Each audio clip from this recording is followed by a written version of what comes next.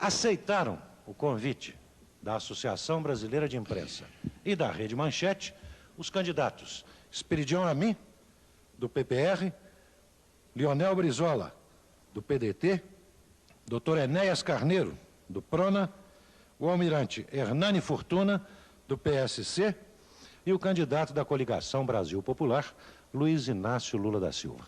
Está também aqui, na mesa dos trabalhos, o presidente da Associação Brasileira de Imprensa, Dr. Barbosa Lima Sobrinho.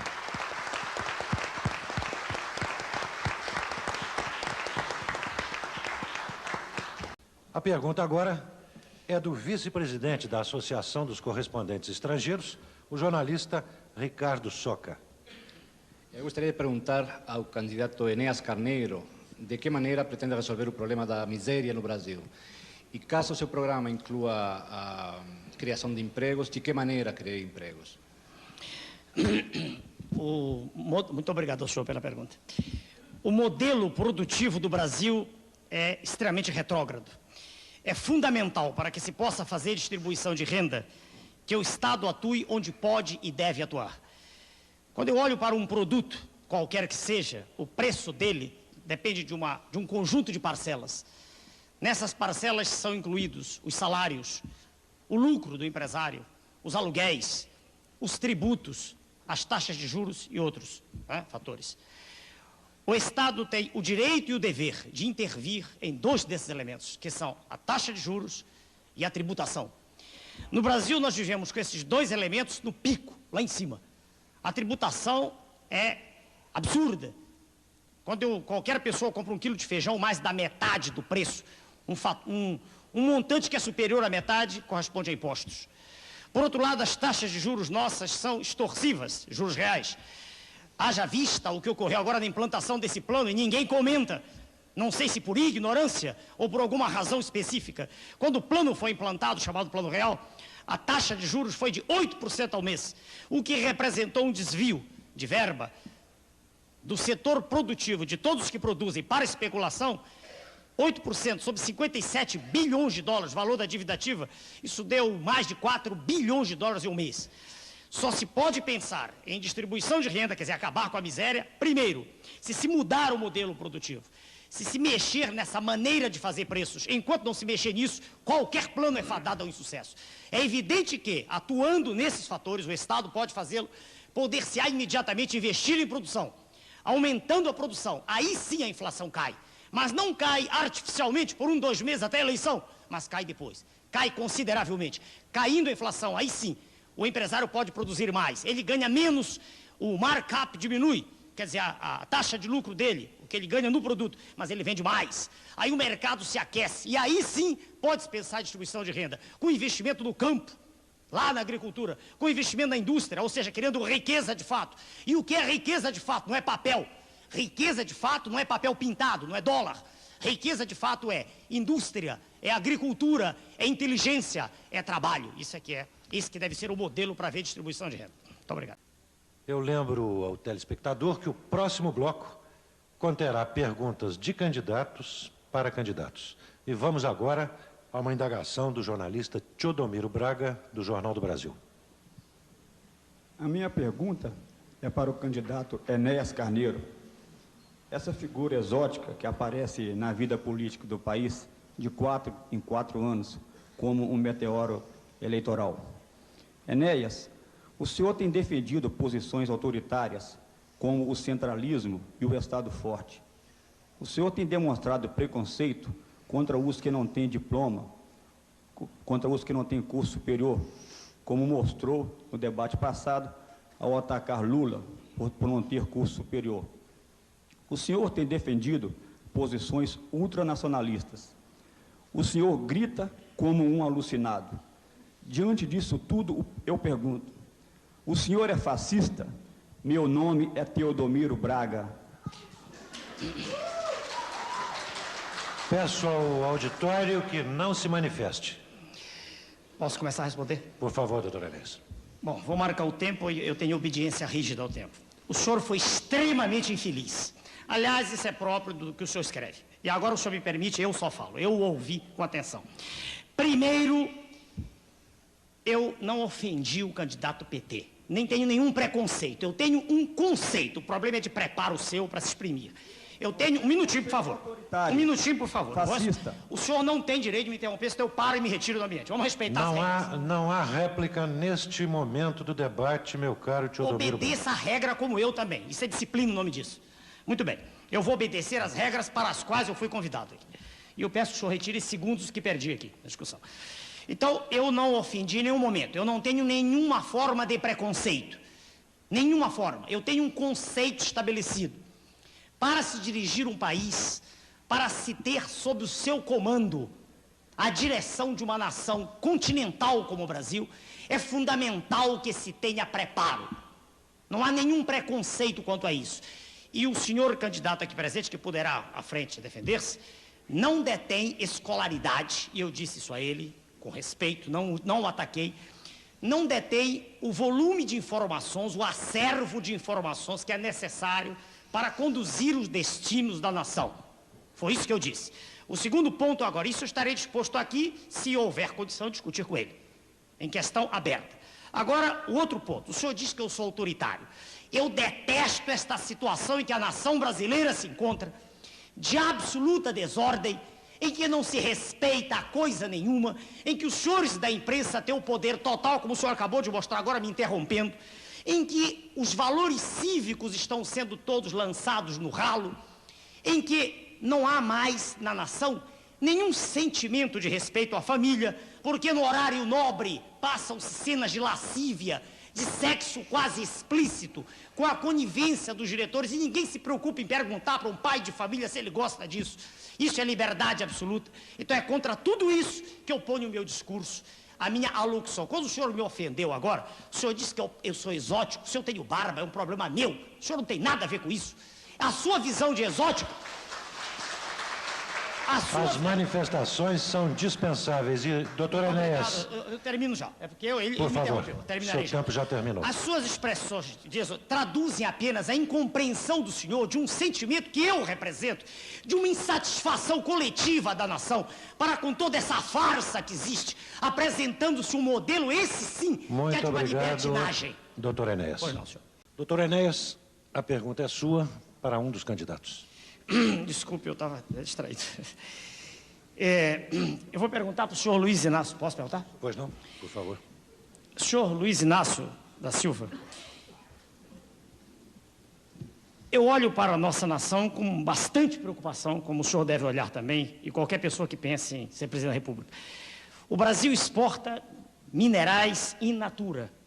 O Brasil é a nação mais rica do planeta, tem um subsolo rico em manganês, em ferro, em bauxita, em estânio, um número enorme, enfim, em ouro. E o nosso minério todo é exportado in natura. O beneficiamento é mínimo. Isso nos traz prejuízos colossais e nada é feito em contrário. O Congresso, com 1000 discussões estólidas e intermináveis, curvas, e suas excelências, os detentores do poder, curvam-se. Eu queria perguntar para o senhor, e em particular, para um minério importantíssimo, chamado bauxita refratária, bauxita de caráter refratário, qual é a posição do senhor, se o senhor chegar a ser presidente da República, em relação à política mineral e, em particular, à bauxita de grau refratário? Olha, eu tive a oportunidade de visitar Porto Trombeta para ver a exploração de bauxita.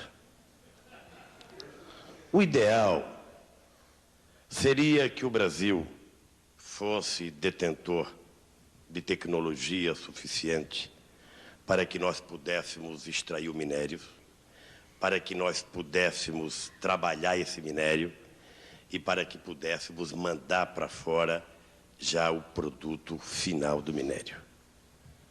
Nem sempre nós temos os recursos para que se invista corretamente nessas empresas. Afinal de contas, não é todo dia que se pode produzir uma Alcoa neste país. É preciso muito capital externo. Eu acho que nós precisamos ter nos minérios uma das fontes de divisa do nosso país, uma das fontes de riquezas mais importantes para nós, e por isso nós precisamos trabalhar a questão mineral com um carinho todo especial, imaginando que a maioria desses minérios não são renováveis, que, portanto, a hora que você tirou ali não vai nascer mais bauxita, não vai nascer mais manganês, não vai nascer, sabe, mais nenhum tipo de minério, e que, portanto, nós precisamos aproveitar esse momento e tentar valorizar para ganharmos o necessário para desenvolver o nosso país. Doutor Enéas, o senhor tem 2 minutos para a réplica. Eu discordo radicalmente do que o senhor disse. Eu falei sobre bauxita de caráter refratário, o senhor não respondeu. Provavelmente o senhor não sabe, não seria nada demais se o senhor dissesse não sei. Porque eu também não sei tudo e nunca disse que sabia. O senhor não sabe e não disse. A bauxita, um minutinho, senhores, por favor, obsequio. A bauxita de grau refratário, de caráter refratário, ela tem impurezas em nível muito menor do que a bauxita que o senhor conhece. Ela tem óxido de silício, óxido de titânio em quantidade mínima. Só 4 países do planeta detêm bauxita refratária. São a China, o Brasil, a Guiana e Suriname.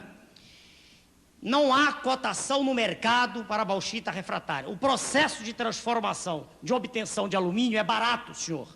Basta a calcinação da bauxita refratária. De forma que é antinacional, é política de entrega do patrimônio nacional dizer-se que nós precisamos de divisas. Porque se nós trabalharmos com a bauxita refratária e nós a transformarmos em alumínio, nós trabalharemos não com esse valor ínfimo que ela tem no mercado internacional, e sim com valor considerável. Basta lembrarmos que nós exportamos 50 mil toneladas desse minério e ganhamos pouco mais de alguns milhões de dólares. De forma que é uma política antinacional, por excelência, essa que o senhor propõe. Candidato Luiz Inácio da Silva tem 1 minuto para a tréplica. Bom, primeiro, eu estranharia muito se houvesse concordância entre o candidato e eu.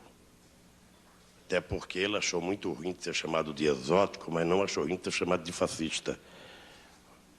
Eu quero dizer alto e bom som, e aliás eu disse isso no outro debate, de que eu não sou candidato a Deus.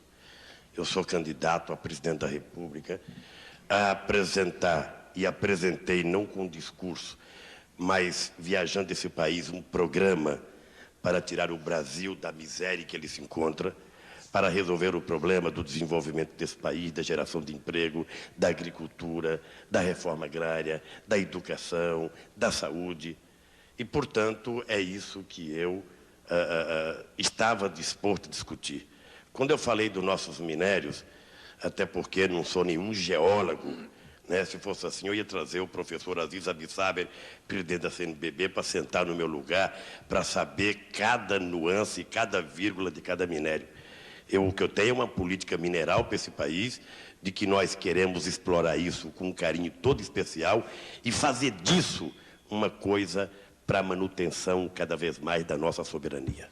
Muito obrigado ao candidato Luiz Inácio da Silva. Nós estamos sentindo que a temperatura está subindo no debate. No próximo bloco, os candidatos continuarão... O senhor está me tirando. O senhor tem toda a razão, doutor O senhor está me Enéas. tirando 1 minuto, preciosíssimo.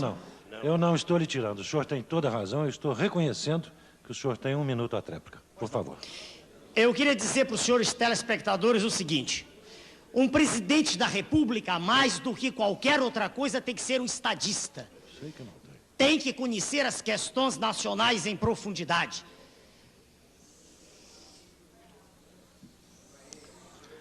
Não basta andar pelo Brasil... Doutor Enéas, nós não devemos persistir no erro quando erramos. Eu errei.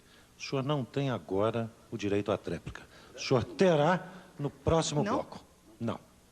O senhor quase me convenceu, mas não me convenceu.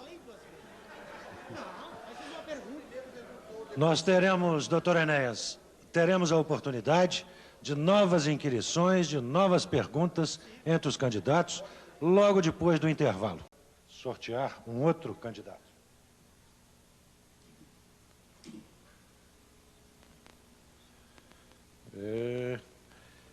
Doutor Enéas, é a sua vez. Se estivesse presente, Sua Excelência, o ex-ministro, eu faria a ele a pergunta. Como ele não está, em respeito à sua ausência, eu faço a pergunta à Sua Excelência, o governador Leonel Brizola. Governador, é notória para qualquer pessoa lúcida a falha colossal que está sendo imposta à nação com esse plano que aí está. É notória. Carece de qualquer discussão, uma vez que a única âncora que tem esse plano é a diminuição do salário. Não há, aliás, eu até discordo, quando o senhor citou há pouco o plano cruzado. No plano cruzado não houve, naquele primeiro momento, compressão salarial. E agora pior ainda, agora há compressão de salários. Aliás, é a única coisa em que o plano se segura. Ele quer deter o consumo, ele quer restringir o consumo, ele quer apertar a capacidade de consumir. Eu pergunto para o senhor, admitindo que o senhor chegue à presidência da República, que providências o senhor tomará, em estando ainda, como deve estar, o plano? Respondo com prazer esse questionamento.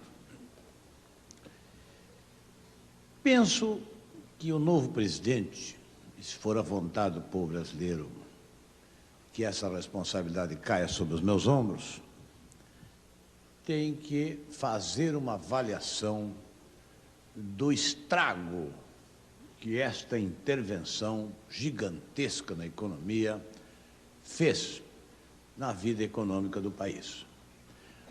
Como quem abre uma porta de uma casa na qual se sabe que ocorreram desordens dentro dela. O novo presidente terá que, o novo governo terá que encarar as suas tarefas imediatas através de um plano de emergência. Isto me parece que, seja quem for, terá que assumir o governo e desenvolver atividades, mobilizando a nação para um plano de emergência. Não só apenas para corrigir certas situações gritantes da vida econômica, como especialmente da situação social. Por exemplo, no caso das crianças. No caso da vida econômica, por exemplo, a situação em que o Plano Real colocou setores fundamentais que até nos orgulham da economia brasileira. Hoje mesmo estive lá em contato com algumas comissões da indústria do couro. É realmente um orgulho para o Brasil o que produz nessa matéria, tanto lá no Rio Grande do Sul, quanto em São Paulo, em Franca, e em outros estados também. Eles estão desesperados com a perspectiva que se criou, Governador, diante da impossibilidade de exportar. a veza do Então, doutor acho que Enéas. esse plano de emergência, ele teria que encarar essas distorções geradas pelo Plano Real e por outras medidas que certamente irão ser tomadas ainda. Doutor Enéas, 2 minutos. 2 minutos. Com todo respeito à Sua Excelência, o governador não me respondeu. Eu perguntei com clareza que providências imediatas seriam tomadas. Com respeito ao senhor. Eu vou dizer no tempo que me resta, para completar os 2 minutos, o que eu farei se for eu que chegar lá, estando nesse plano em vigor, e vigendo ainda. Primeiro, é fundamental intervenção mesmo na política tributária. Não há mais lugar para conversa fiada, para conversas demoradas de gabinete. O povo não aguenta mais miséria e conversa. Intervenção na política tributária, através dos recursos que a Constituição dá. 2, taxas de juros. Isso é fundamental.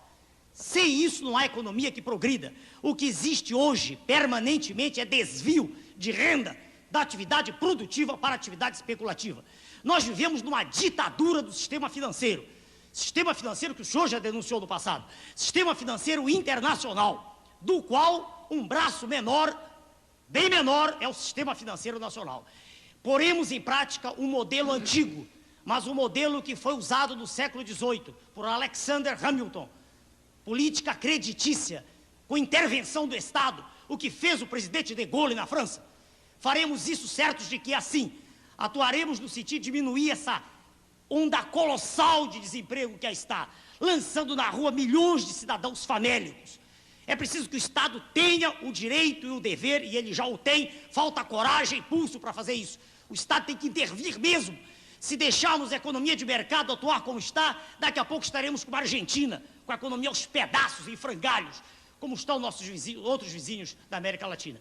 Daí porque do nosso ponto de vista, é fundamental que o Estado deixe de ser apenas um instituto assistencial para saúde e educação. É dever do Estado cuidar do ponto de vista estratégico, é fazer criação de trabalho, criação de emprego. Só assim, do nosso ponto de vista, pode-se lutar contra o subdesenvolvimento. Governador, o senhor tem 1 minuto para a tréplica. Na verdade, eu não levo muito em consideração essa forma drástica com que o senhor Enéas comenta uma observação que fiz, que se ele estivesse nos seus reparos normais, iria ver que eu dei uma resposta correta. Como é que nós vamos saber qual é o estrago que esse pessoal aí vai fazer na economia do país, nas suas finanças? Então, o que tem que chegar lá, avaliar. Mas, permite que eu faça uma cobrança. Eu até gostaria de dizer que se devia ser até uma pergunta, mas vá lá. Quero fazer o registro. O senhor terá oportunidade O ainda. Bruna pede 170 milhões de dólares, de reais. Então é quase 200 milhões de dólares em bônus para fazer a campanha. Quantos candidatos a governador tem? Quantos deputados vai eleger? Você imaginou? 200 milhões de dólares para fazer a campanha? Governador, Posso responder? o seu tô tempo dizendo, Não terminou. recebi um mostrar essa centavo em bônus, drasticidade, governador. não. Isso é papel puro. Não recebi um centavo até hoje, governador. Eu apenas cumpri a lei dava o direito, eu pedi. Mas é muito. E eu não sei quanto o senhor pediu. Eu não sei quanto o senhor pediu. Não, eu não pedi nada, o partido é um partido doutor organizado. Mas o partido Prona também é organizado. Tem 12 candidatos a governador Doutor também. Enéas, Eu vejo aqui o PT. obrigado. Governador, o tempo está terminado. O senhor terá a oportunidade, governador, de outra. Vamos sortear outro candidato para fazer pergunta. Bom. Como? Fala, Mauro. Estamos agora nesse último bloco do debate entre os candidatos à presidência da República.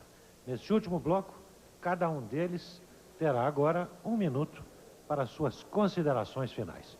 Já foi feito anteriormente um sorteio para a ordem dos pronunciamentos dos candidatos. Fala primeiro o candidato Enéas Carneiro. Já? Já. Pode começar? Senhor telespectador, que até esse momento nos ouve,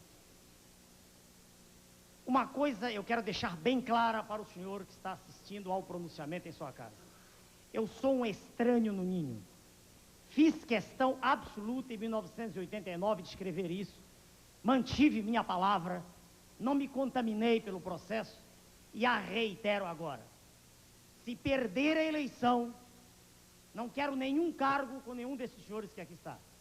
Se ganhar a eleição, terei do meu lado o grupo de escola que me acompanha, liderado pelo almirante Roberto Gama Silva, que acaba de me ajudar, junto com homens de ciência, a escrever um grande projeto nacional que vai ser lançado semana que vem em São Paulo. Uma mensagem para os senhores de fé e de esperança.